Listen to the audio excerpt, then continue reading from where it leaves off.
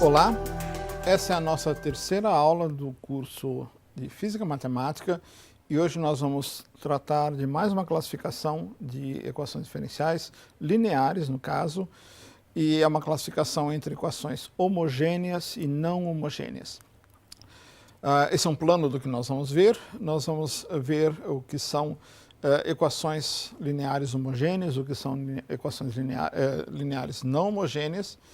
E depois nós vamos apresentar duas características das equações, ou melhor, uma característica da das equações homogêneas, que é o chamado princípio de sobreposição, um princípio de grande importância, especialmente na física. E depois também vamos estudar alguns aspectos da solução geral de equações não homogêneas. Todas essas questões vão ser relevantes adiante nesse curso, quando nós apresentarmos os métodos de resolução de certas equações.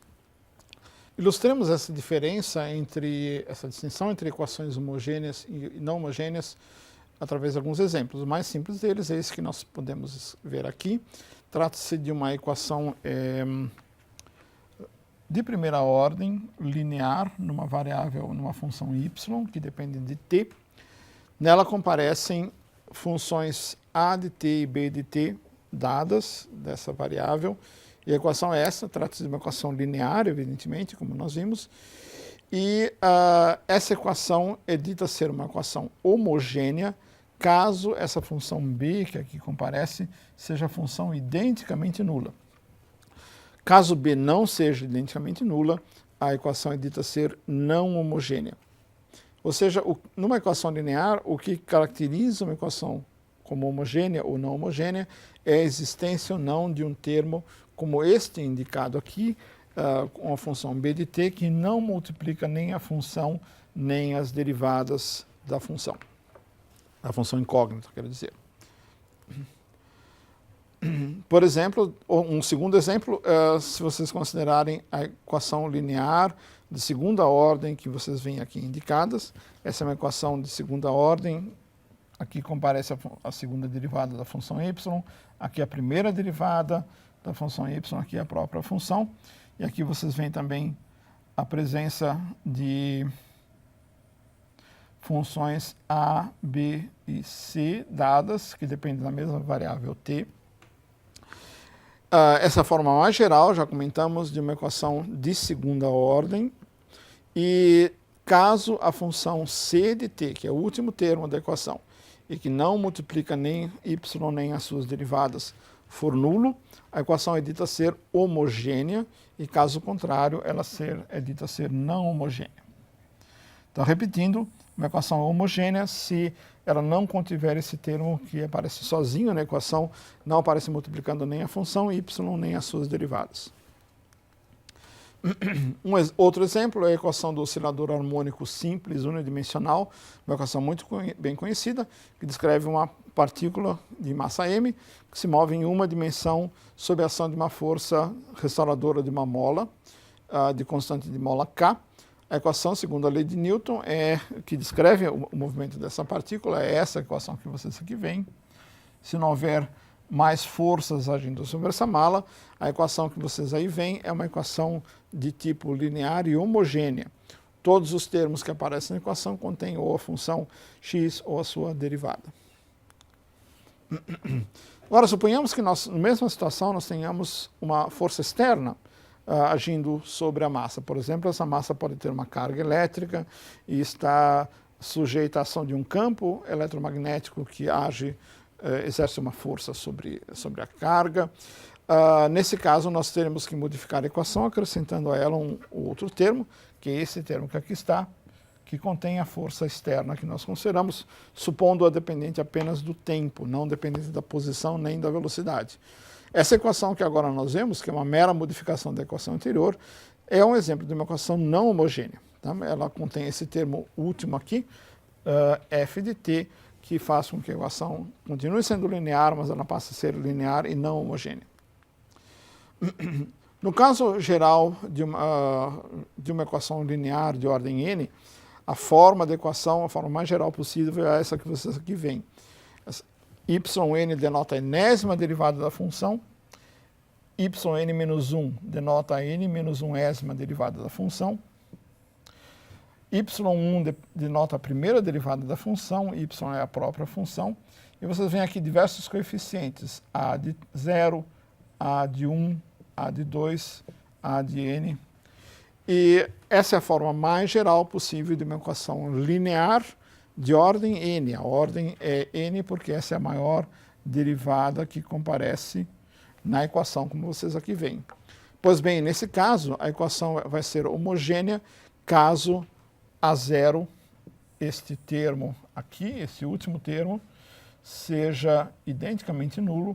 Caso A0 não for nulo, a equação é dita ser não homogênea. Equações lineares homogêneas, seja elas ordinárias ou a derivadas parciais, possuem uma importante propriedade que é denominada de princípio de sobreposição, uma propriedade de grande utilidade que é muito utilizada na solução de equações diferenciais por alguns dos métodos que nós vamos discutir posteriormente. O que diz esse método? Ele diz o seguinte: vamos supor que nós tenhamos duas funções y1 e y2 que sejam soluções da mesma equação linear e homogênea. Então, se eu fizer qualquer combinação linear das duas com constantes α1 e α2, ou seja, se eu considerar uma expressão desse tipo, α1, y1 mais α2, y2, o que nós obtemos com essa combinação linear é uma segunda função que também tem a mesma propriedade de ser uma solução da mesma equação linear e homogênea. Em outras palavras, eu posso, se tiver uma equação diferencial linear e homogênea, e tiver duas soluções, não só duas, n soluções, se eu fizer uma combinação linear com coeficientes constantes, isso é importante enfatizar, esses coeficientes aqui, α1 e α2 são constantes, eles não podem depender do tempo, mas se eu fizer uma combinação linear desse tipo, eu obterei novamente uma solução. Esse é um fato de grande importância em muitas áreas em que a gente faz uso de equações diferenciais lineares e homogêneas. Como exercício, eu dou para vocês verificarem a validade do princípio de sobreposição para o caso da equação linear e homogênea de segunda ordem. Na verdade, eu vou fazer esse exercício para vocês, eu vou mostrar a vocês de maneira explícita como é que a gente pode demonstrar esse fato, a saber que essa equação, que é uma equação linear, homogênea e de segunda ordem, para ela a gente pode aplicar o princípio de sobreposição. Bom, eu quero agora mostrar a vocês uma situação simples na qual a gente pode demonstrar a validade do princípio de sobreposição. E deixa eu considerar uma equação diferencial linear e homogênea das mais simples, que é a seguinte equação: y, dois pontos,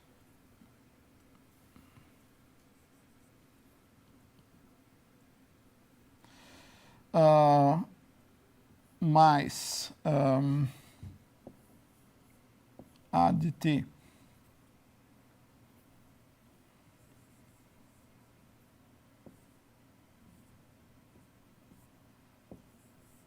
y ponto mais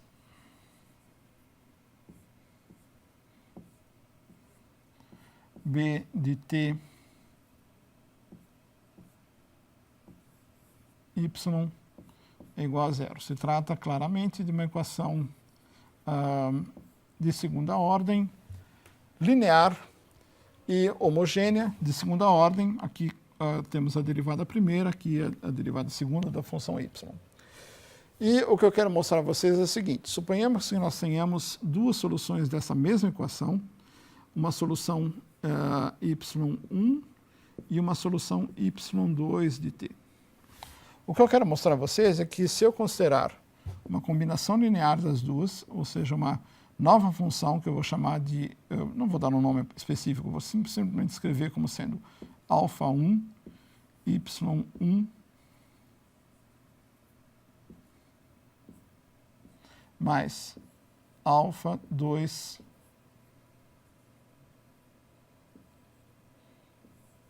y2, esta função assim definida, onde α1 e α2 são constantes, é também uma solução da nossa equação original.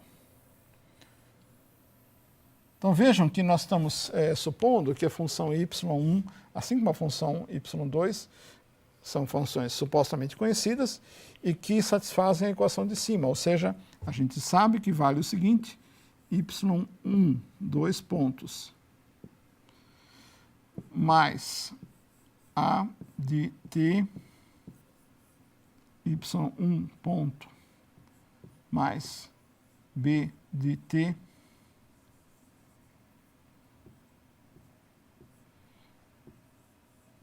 y2, perdão, y1, isso é igual a zero, isso nós sabemos, por hipótese.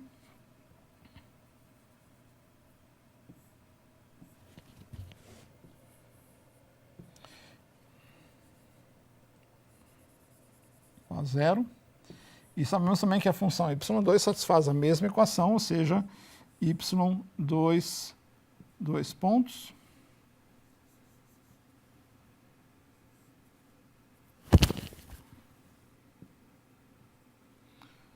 mais a de t,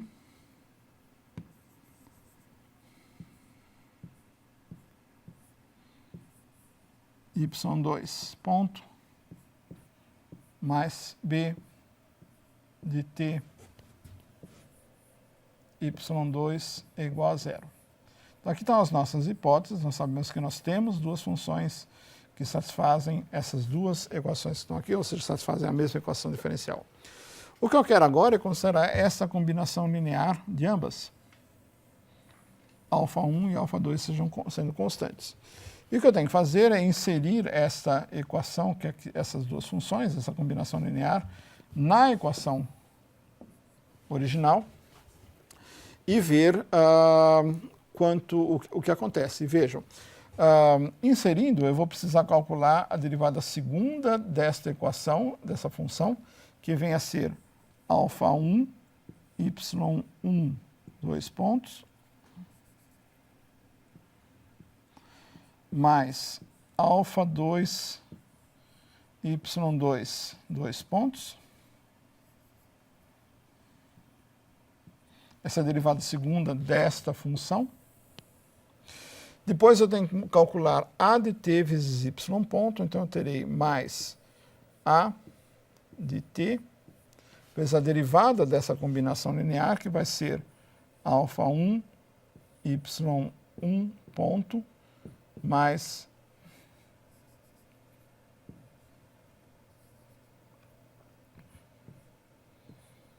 α2, y2 ponto, e ainda tenho que acrescentar b de t vezes a própria função, a própria combinação linear,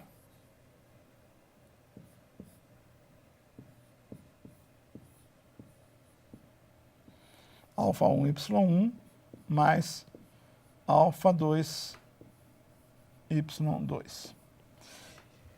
Pois bem, continuando, eu vou apagar algumas coisas aqui, vou apagar essas duas linhas.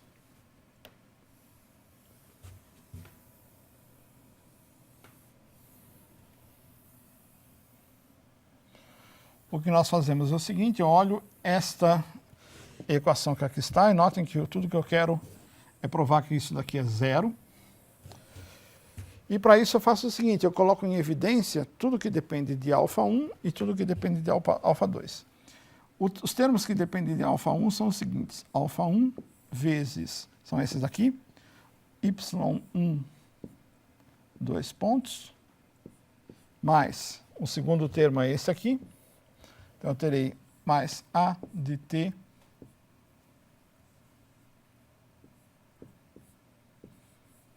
y1 ponto, e por fim este último termo aqui, que vai ser b de t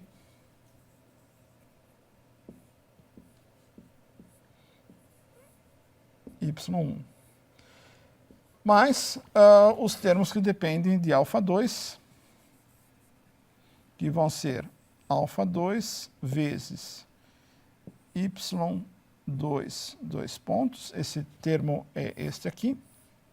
Depois eu terei um termo A de t vezes y2, ponto. Este corresponde a este termo. E, por fim, o último termo é b de t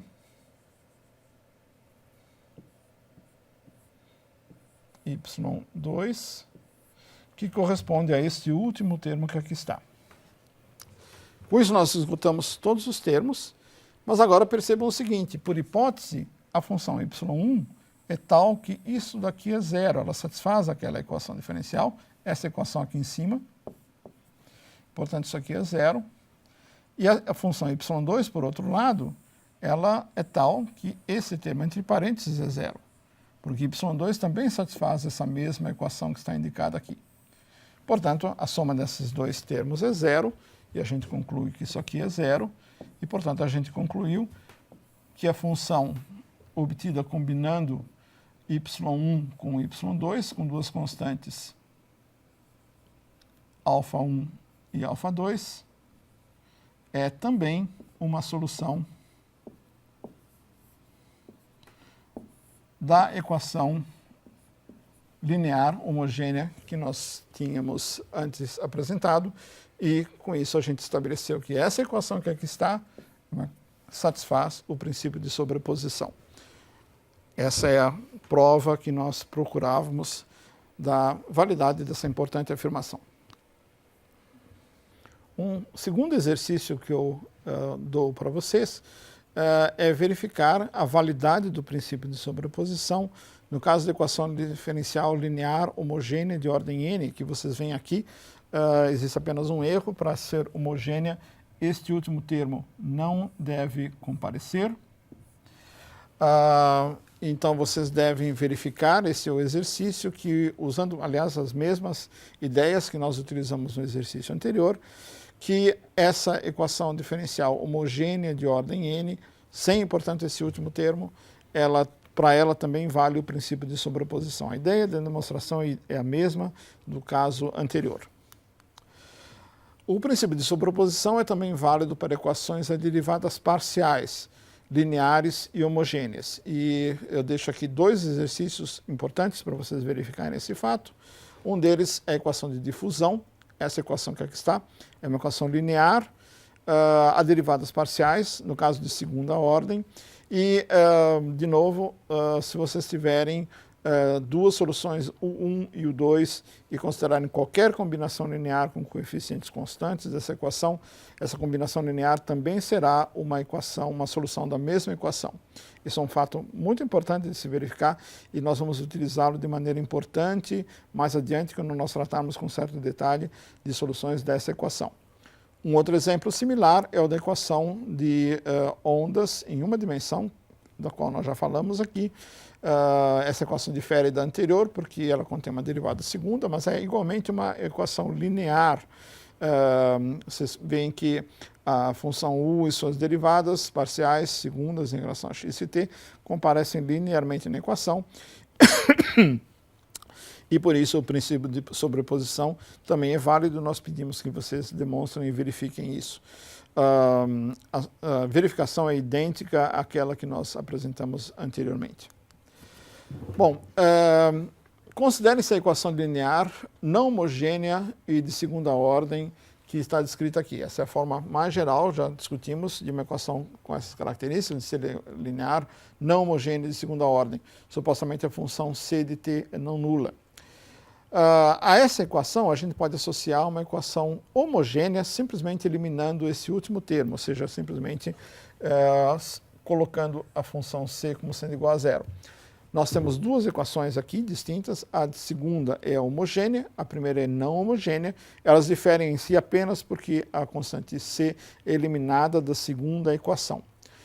Pois bem, equações não homogêneas têm mais uma propriedade muito importante, que vem a ser a seguinte. Suponha que nós tenhamos uma solução que eu vou chamar de YNH da solução não homogênea, tá? Ou seja, desta primeira equação que está indicada aqui. NH eu coloco aqui como um índice, obviamente significa não homogênea. Então, suponhamos que nós tenhamos uma solução da equação 1, aqui está indicado qual é a equação, é esta aqui.